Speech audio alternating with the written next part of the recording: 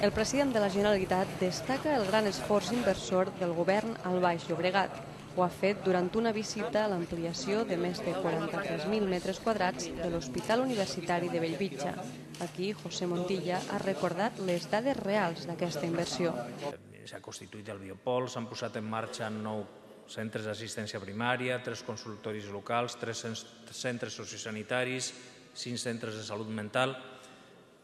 Fa no gaire setmanes que inauguràvem el nou hospital de Sant Joan d'Espí i també el de Sant Boi i tot just fa uns dies els nous quiròfans de l'Hospital de Viladecans. El cap del govern ha celebrat que no s'aturen les obres d'ampliació d'aquest centre hospitalari que acollirà nous quiròfans, sales d'urgències, hospital de dia i UCI. L'executiu ha invertit més de 138 milions d'euros en aquest projecte, que avui també estrena bugaderia. El nou equipament, on treballen més de 50 persones, permetrà atendre un major volum de producció alhora que estalvia energia.